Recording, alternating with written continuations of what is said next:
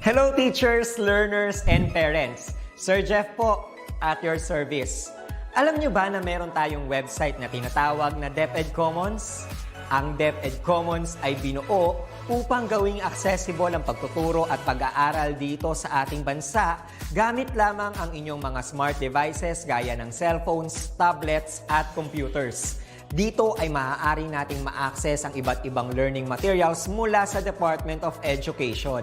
Meron itong mga interactive materials, electronic self-learning modules, at instructional video lessons mula sa DepEd TV na tiyak na makatutulong sa pag-aaral ng mga mag-aaral galing ka man sa public o private school. Walang problema dahil welcome ang lahat dito. Para ito sa mga guro, magulang at mga mag-aaral mula sa kinder hanggang grade 12, alternative learning system o ALS, at pati na rin ang special education. At huwag kang mag-alala dahil kahit walang load ay maaari mong ma-access ang mga learning materials. Tama! Libre ito. Ang kailangan mo lamang gawin ay i-on ang iyong data at buksan lamang ang iyong browser at i-type ang commons.deped.gov.ph. Alam na ba ng iyong mga kasamahang guro o mag-aral ang tungkol sa DepEd Commons? I-share mo na ang video na ito upang matuto rin sila kung paano gagamitin ang DepEd Commons sa mabilis at napakadaling paraan. Muli, ito po si Sir Jeff at kita-kits po tayo sa DepEd Commons. Paalam!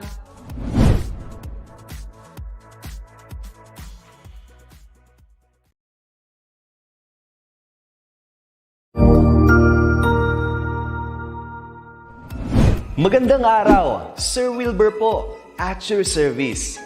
Narito ang ETUlay upang gabayan ka sa inyong pag-aaral upang lubos na maunawaan ang iba't ibang paksa o subject.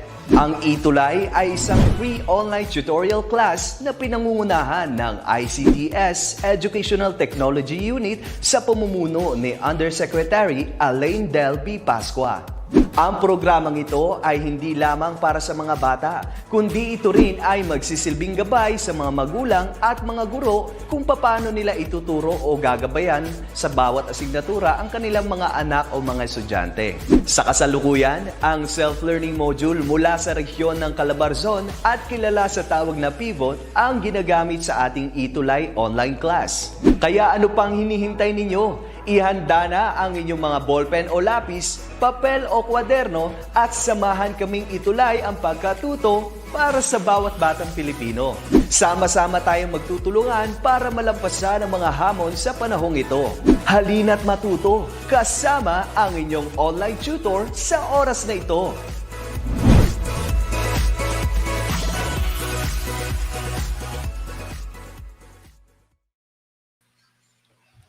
Good afternoon, learners from different parts of the Philippines, also our parents, guardians, and of course our teachers who are watching with us here in our English 6 session, ETUlay session. Magandang hapon, kamusta po ang lahat? I hope everyone is really doing so well. Okay, and sino nga ba ang ating participants, or viewers ngayong hapon? Lagi kong tinitingnan yung yung pinakauna, no? Na-record ko. Joke lang. Okay, first comer natin today is si Akihiro.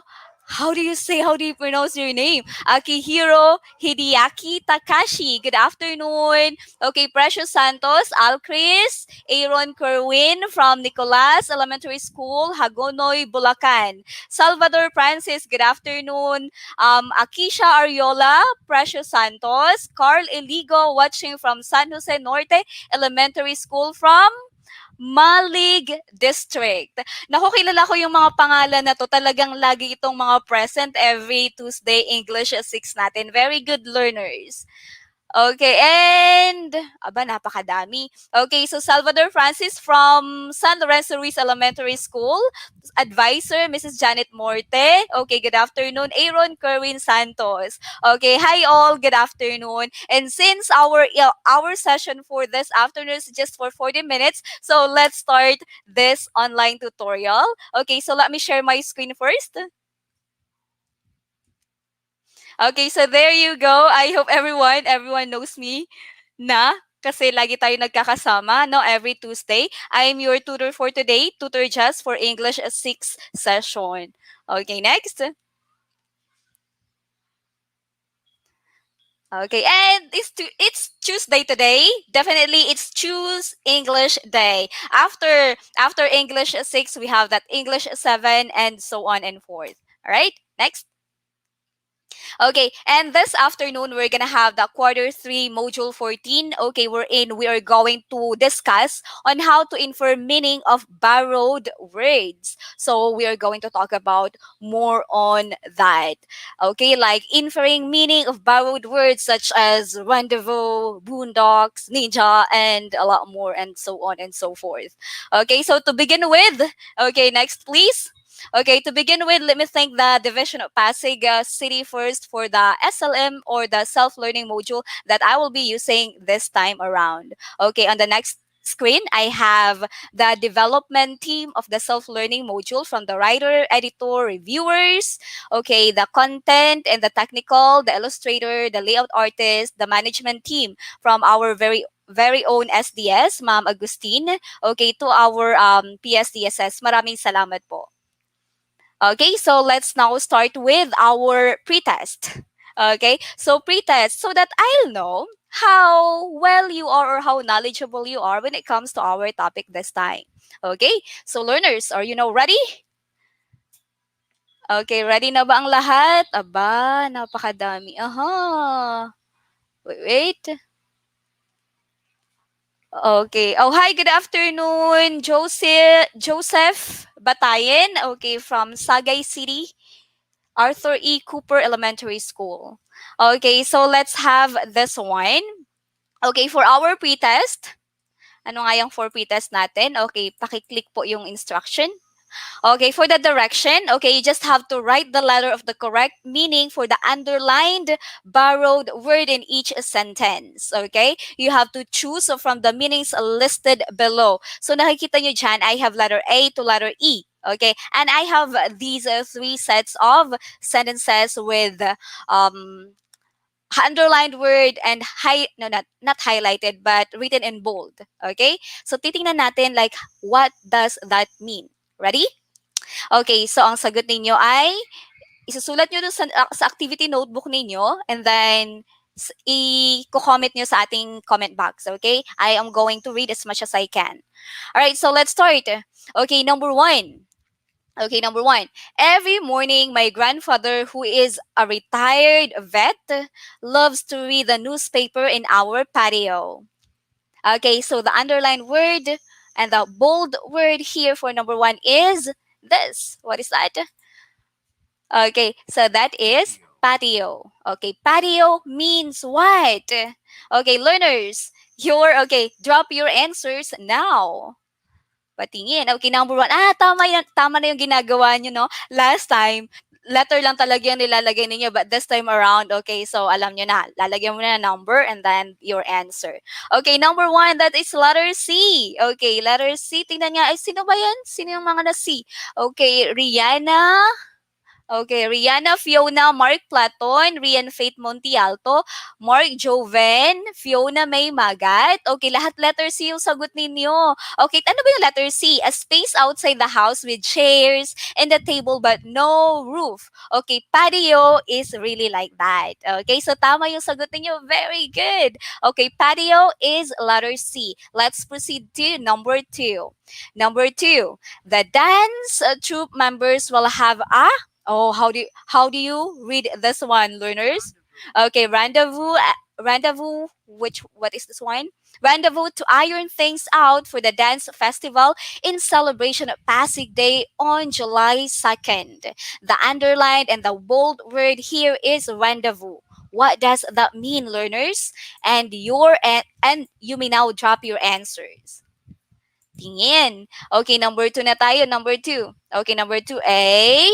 May nakita akong... Okay, A. Aba, A. Aba, puro A talaga.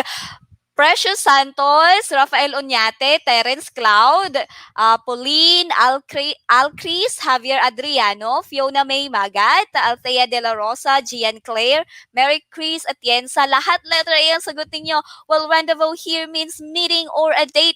That is correct. Okay, good job.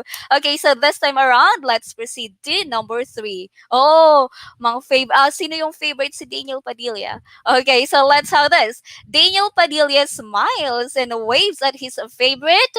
How do you say it? Paparazzi. Okay, what does this mean? The underlined in the bold word in number 3 is paparazzi. What does paparazzi means?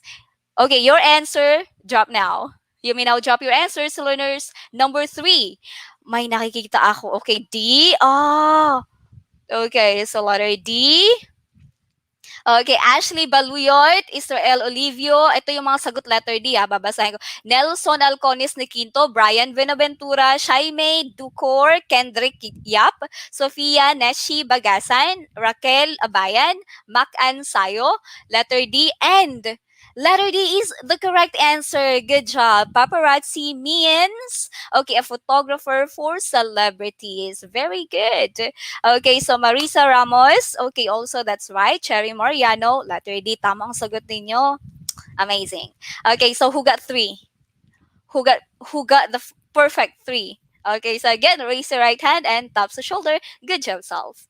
Okay, so we have patio, rendezvous, and paparazzi here. Okay, please memorize and bear that in mind because you are really going to encounter these words as you come to learn English in the future. Okay? Oh, Angelica Victoria, good afternoon po to all teachers. Grade 6 Gentleness English teacher Mrs. Mardi from Silanganan Elementary School, Caloocan City. Okay, so let's now proceed to our recap. Okay, so for our recap, let's have that one. I hope that you already learned in your previous lesson about inferring characters or character traits or feelings. Okay, like when you infer. Okay, I have here the definition of infer because we're talking about inferring or infer, right? So it says here infer to form an opinion. Okay, to form an opinion or guess that something is true because of the information that you have. You infer because you have read something and you already have the background knowledge about that. And by that information that you have, then you are trying to make a conclusion. Okay, like inferring. Okay, like guess. Okay, so when you infer, you listen closely. Okay, when you infer, learners, you listen closely to someone and guess at the things which they mean but haven't actually said. It's like, yeah, sabi ko kanina, it's like guessing. Okay, so that's inferring. Okay, let's now proceed to our very lesson this time. Okay, our lesson. Ano ba yung sabi kong lesson kanina? Okay, so it's about inferring meaning of borrowed words, right? Okay, so let's have this one. Okay, many of our words, English words, are similar to those in European languages. Okay, this is partly because languages borrow words from each other, but also because many European languages descended from the same language. French, also Spanish, are very closely related, and so are English and German. So indeed, the English language has been influenced by lots of languages. That's why we have this what we call borrowed language. I mean borrowed words. Okay? So today, let us talk about inferring meaning of borrowed words such as, okay, ano yung kanina natin, patio, rendezvous, ninja, and a lot more. Okay, marami tayong matutunang borrowed words this afternoon. Okay, so borrowed word. Okay, look at my screen. I have here the definition for borrowed word. When we say borrowed word, this is a word adapted from one language, okay, the donor language, like where it is originated from, okay, and incorporated into another language without translation. A loan word can also be called borrowing. Okay, a loan word can also be called a borrowing. So this is the definition of borrowed word. Okay, so the word simply come to be used by speech community that speaks what? A different language from one these words originated in. Okay. Oh, good afternoon, Weng Palomar. Okay, grade was one. Day Guzman, okay, from De Guzman, watching from Antonio M. Serapio Elementary School, Division of Valenzuela. Okay, so as Margot Francisca Santos from Hagunoy West, okay, and Filomena Flores Gonzalez, Integrated School ng San Isidro Annex. Okay, good afternoon. Okay, good afternoon sa lahat. Okay, so next please. Okay, so that's the borrowed word, no? So that's what we're talking about this time, borrowed words. Okay, so ayan. Okay, so I have here, or let's say, here are a few borrowed words used in sentences. Okay, I have set of sentences wherein I have used the borrowed words, okay, in it. Let's find out what each word means, okay? Let's find out. The first one here, look at this one, learners. What can you say about this? What is this picture? Do you have an idea what is this for?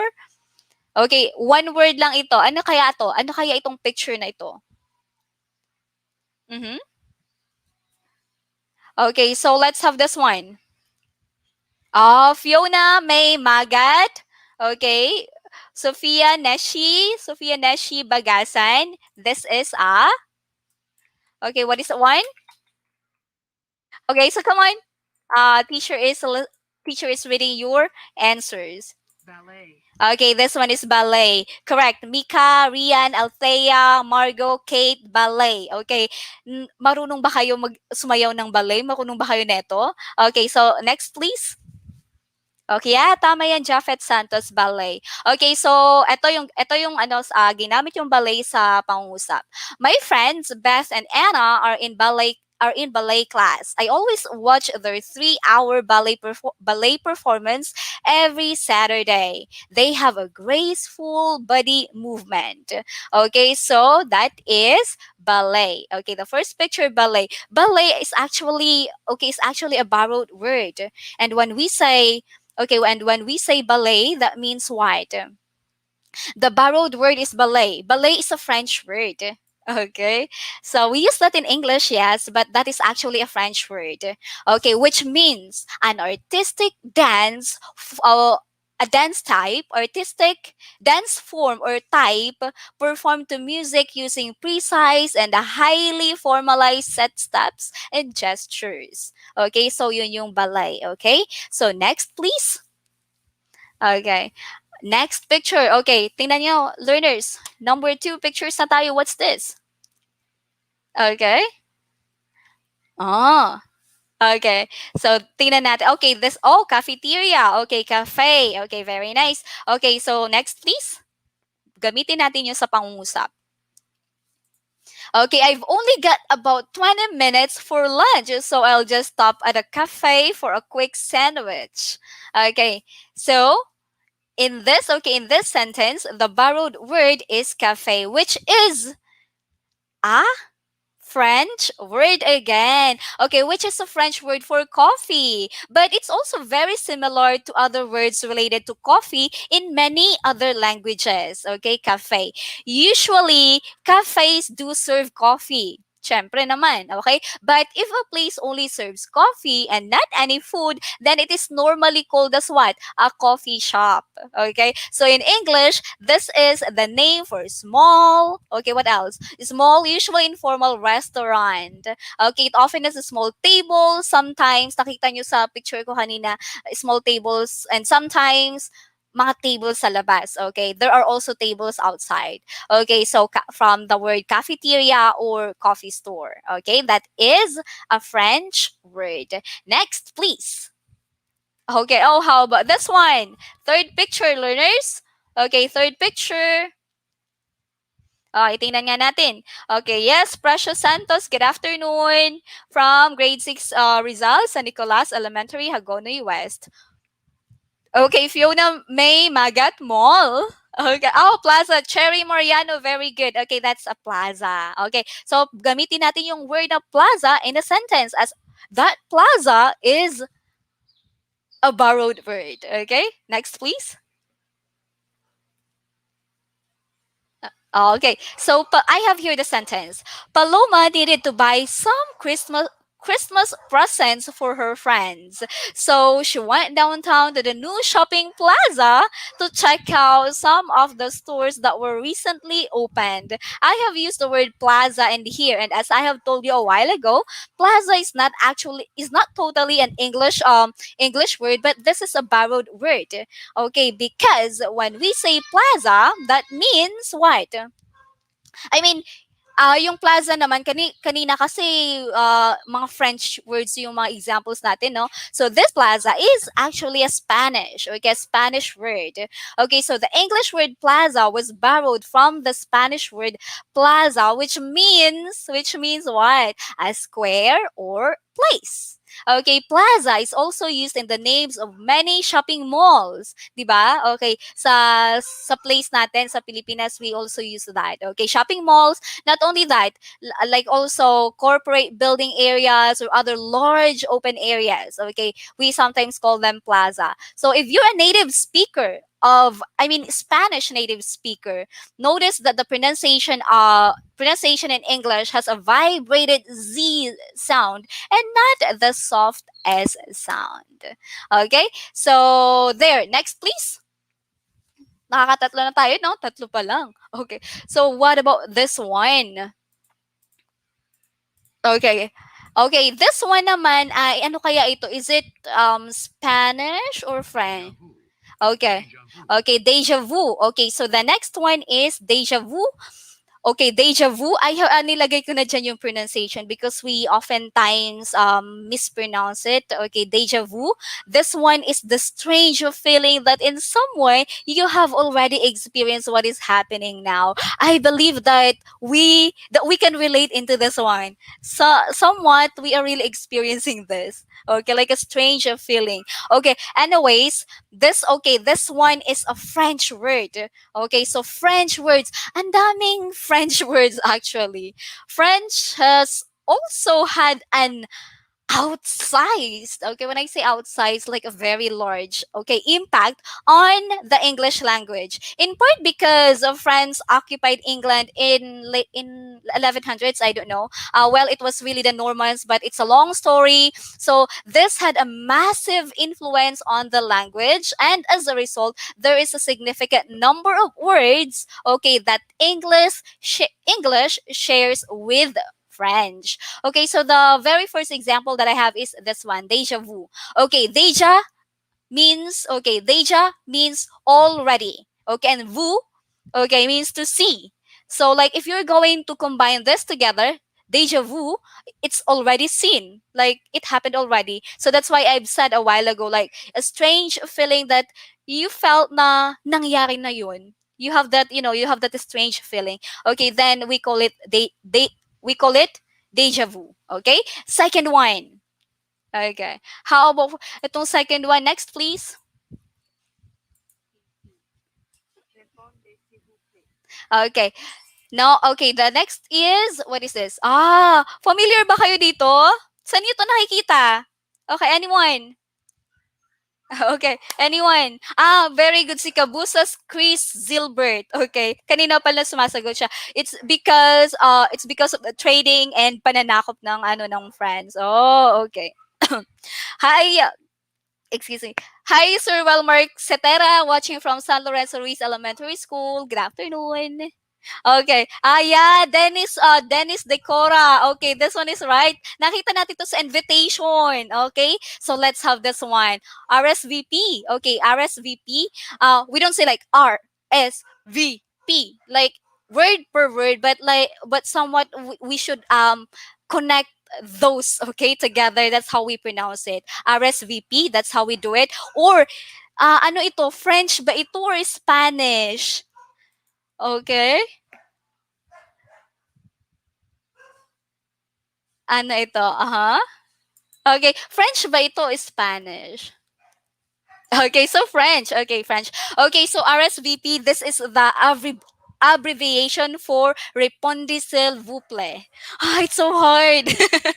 Okay, but I'm not the native speaker of this language, but let's try our best. Okay, RSVP. Okay, is the abbreviation. Okay, or the short term for Répondez s'il vous plaît. Okay, French for please reply. Okay, so in here I have the definition to answer an invitation saying whether or not you will attend. Okay, so sabi nyo kanina, sino yung sinabi ko kanina? Nakalimutan ko pangalan. Nakikita daw ito sa invitation, which is correct. Okay, so eto, that this means, okay, what is one?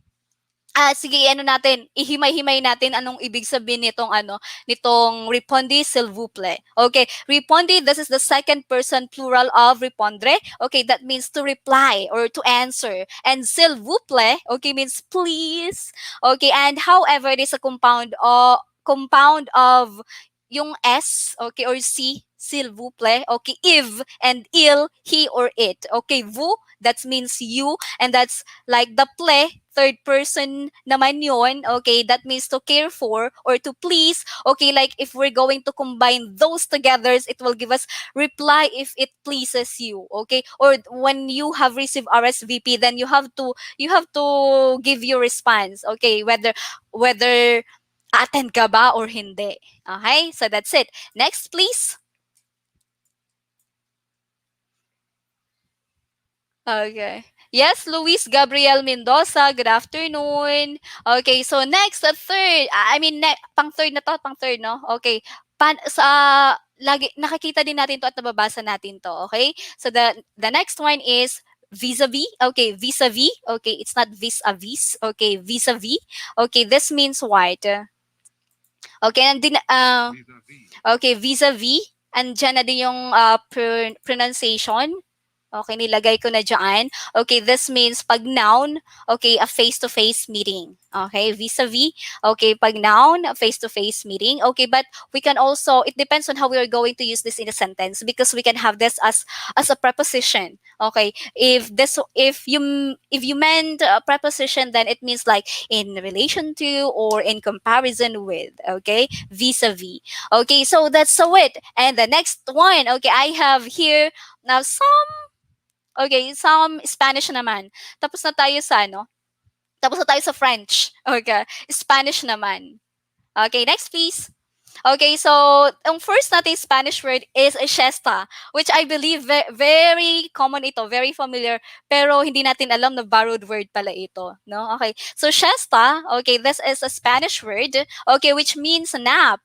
Okay, nap, originally from Latin, okay, from Latin sexta hora, okay, or means sixth hour. Okay, so ano nga ba yung siesta, learners? 'Di ba? Lagi kayo nag-siesta, especially when you were a kid. Okay, very good, Sophia. Okay, it's a nap. Okay, tama po, tama. Okay, so a siesta, okay, this one in Spanish, siesta is a Spanish word, okay. In English, it means nap. Okay, and when we say nap, this one is a very short nap taken in the early afternoon, often after midday deal or lunch. Okay, pagkatapos ninyo kumain ng lunch ninyo, okay, 'di ba? Ang sarap, sinasabi ng nanay natin, ang sarap pag siesta. Okay. This is just, a very short nap. Okay, very short sleep. Okay, this one is like tradition. Okay, in some countries. Tradition din ito sa Pilipinas. Okay, especially those countries with hot weather or the warm weather. Okay, we're having this. Okay, next word please. Okay, so the next one is, what is this? Okay, this is also a Spanish word. Okay, the savvy. Okay, a Spanish word, savvy. Saan naman ito nagmula? Okay, so from sabi, okay, sabi, that means knows, and sabio, that means wise. So when we say savvy, that means you are knowledgeable enough sa isang bagay, okay, and you are what? Like you are showing practical knowledge and experience about a thing.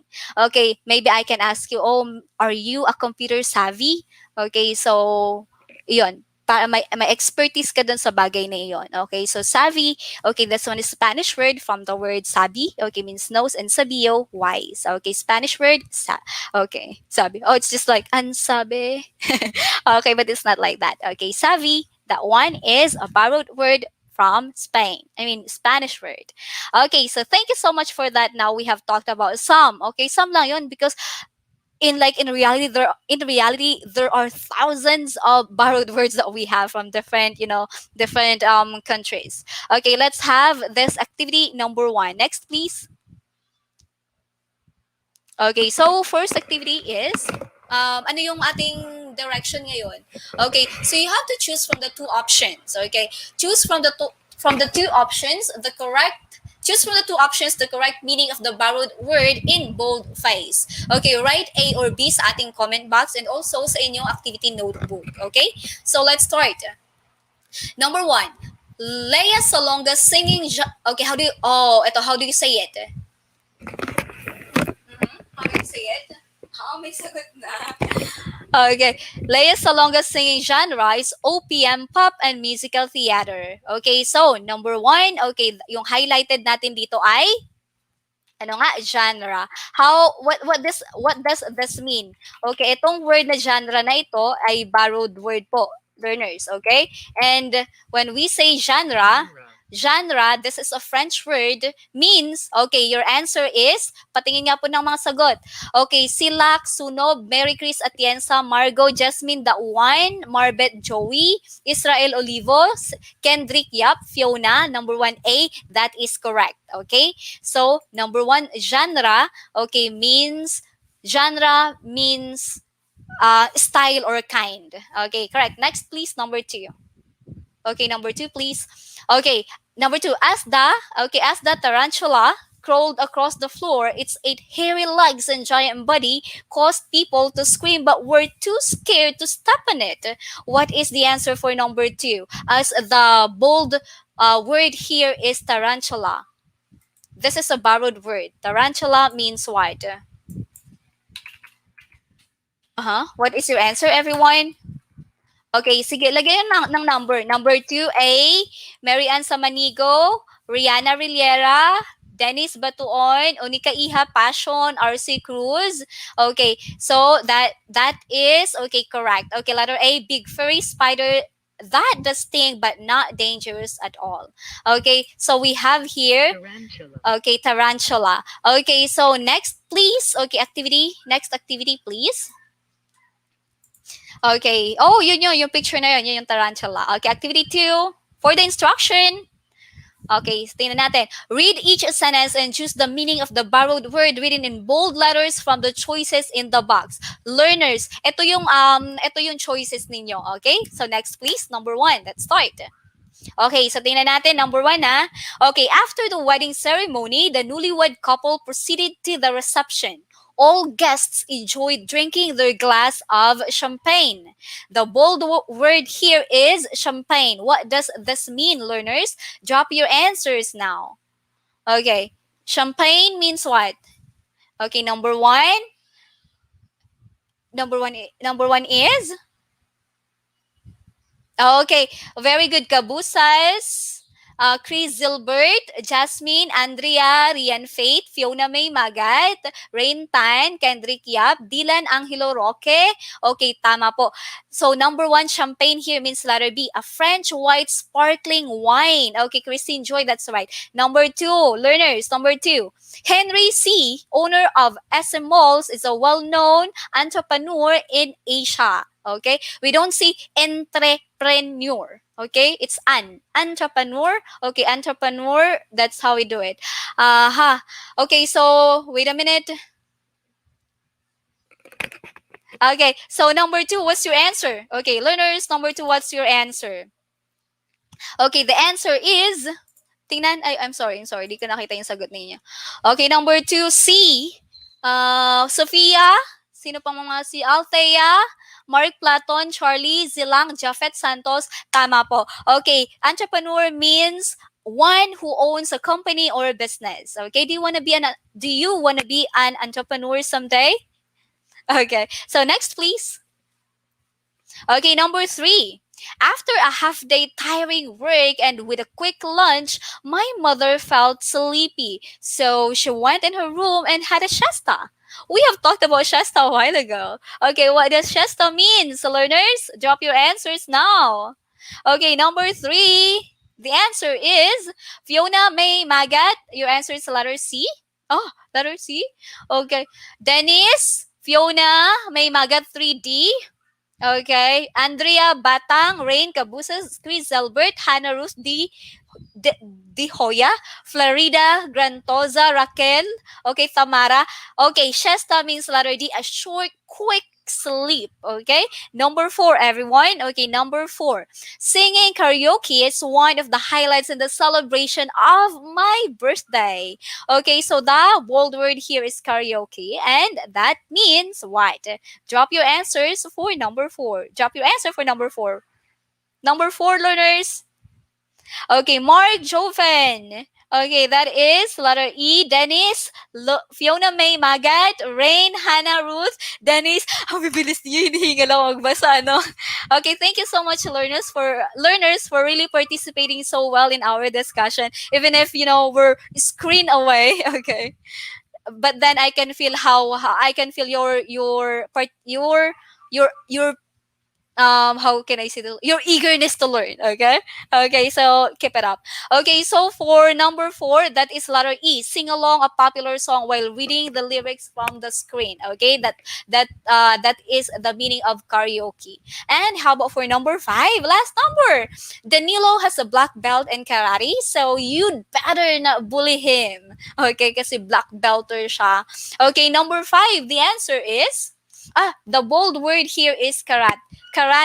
Okay? So number 5 is Gianna Claire Laguerta, Alcris Javier, Angeli Gale Sanyoza, Jeneline Paro, Will Brian Veray, Althea De La Rosa. That's letter A Japanese art of self-defense employing hand strikes and kicks to disable or subdue an opponent. That is karate. Okay? So we have here siesta, karaoke, karate. What else? Ano pa nga ba yung pangalawa? Na-forget ko na.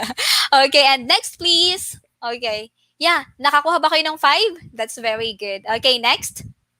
Okay, so 5 minutes more. Okay, so for our wrap up, let's wrap it up. So as a while ago, today we're talking about borrowed words, right? You always remember borrowed word is a word adapted from one language, the donor language, okay, and incorporated into another language without translation. Okay, like we don't intend to translate. We don't translate that word, but we are using that word. Okay, really, like no translation at all. Okay, that is what we call borrowed word.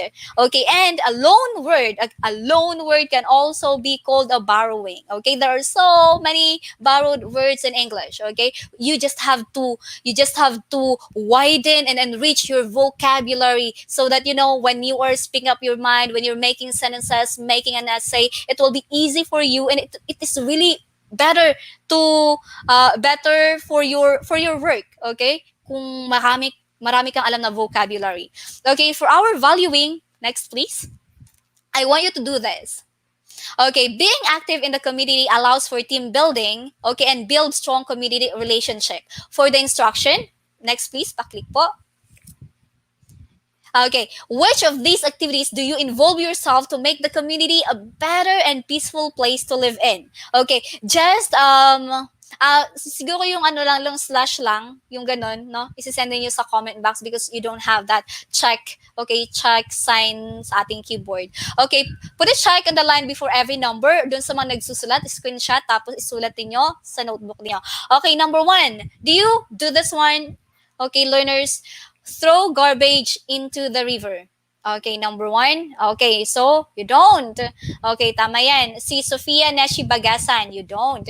Okay, support the clean and green project of the barangay. Okay, Sofia Bagasan, Raquel, Rihanna, Mac. Okay, number 2, that is right. Number 3, follow the rules on garbage collection. Do you guys follow the rules on garbage collection? I mean, do you help your parents to do this? Okay, so it's a yes. Precious Santos, Hannah, Di Hoya. Okay, that's right. Number 4, stay outside until stay outside until midnight even if there is curfew. Oh, especially right now. Okay, as we are still in pandemic, Okay, do you follow this one or you don't? Okay, so we shouldn't do this one. We should follow and we should abide kung ano yung rules na meron, kung ano yung rule na ini-impose ng local government natin. Okay, number 5, encourage your friends to make noise on the street. Do you guys do it?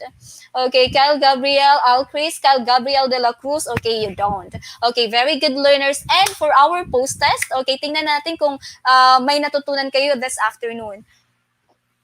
Okay, so for the direction, choose the meaning of the borrowed words based on how it is used in the sentence. Okay, write the letter of the answer on the space provided before each number. Okay, screenshot, kung may mga nag-screenshot dyan, okay, then isulat. And then, sa mga participants ko naman, may estudyante ko na kasama ko ngayon, okay, isulat nyo lang sa comment box and I'm going to read it. Okay, number 1, many Igorots are still living in the boondocks of Kalinga and Apayao provinces. Okay, so we have here the word boondocks. Okay, boondocks means what?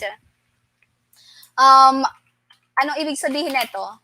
Okay, what's your answer? Is it letter A? Boondocks. Okay, boondocks means boondocks. That means what? Okay, your answer is learner number 1.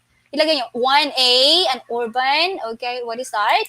Okay, 1C. Oh, very good. Okay, so for number 1, the correct answer is letter C. Boondocks mean, okay, what? A remote or thinly rural area. Okay, thinly rural area. Okay, that is boondock. Okay, so 1 is C. Number 2. Okay, number 2. Origami. A moment, asa na? Okay, fold an origami fish for your scrapbook layout. What do you mean by Origami. origami? Okay, origami, what does that mean, learners? Okay, number 2. Okay, pakilagay number 2. Sandre Mario Colin Fay, Altera Mendoza, Will Brian Veray, number 2, Mark Platon, that is letter A, and letter A is correct. An art of paper folding. Do you guys do this also? Okay, are you familiar with origami? Okay, then you are doing this one in your art class, I guess so. Okay, the last one we have is number 3.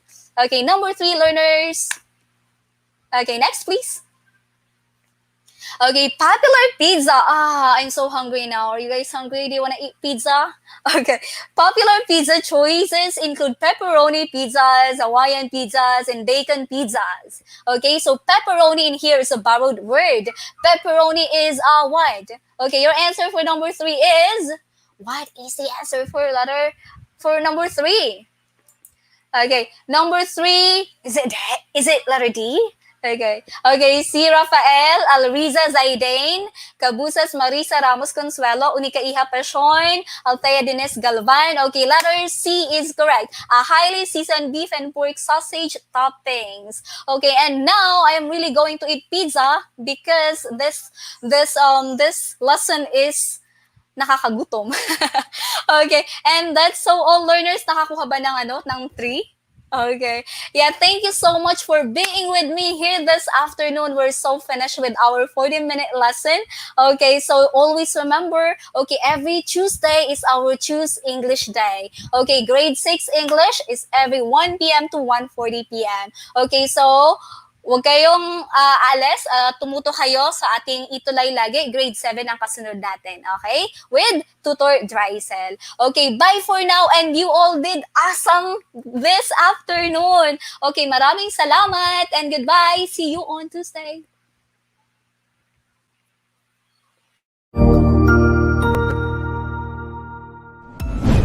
Sigurado ako na marami ka na namang natutuhan sa ating ETUlay tutorial session ngayong araw. Tandaan, ito ay hindi lamang para sa ating mga mag-aaral, kundi pati rin sa ating mga minamahal na guro at mga magulang na kaagapay natin para maituloy ang pagkatuto sa kabila ng nararanasang pandemya. Patuloy ding sumubaybay sa DepEd TV para sa mga araling ginawang video episodes. Mapapanood ito mula Lunes hanggang Sabado, alas 7 ng umaga hanggang alas 7 ng gabi sa inyong mga telebisyon. Abangan bukas mula 1:00 ng tanghali ang iba pang aralin sa ating ETUlay free online tutorial session sa Filipino. I-like and subscribe at manatiling nakasubaybay sa ating ETUlay tutorial session sa DepEd Edtech Unit FB page at Educational Technology Unit channel sa YouTube at sa DepEd Tayo at DepEd Philippines social media accounts. Paalam!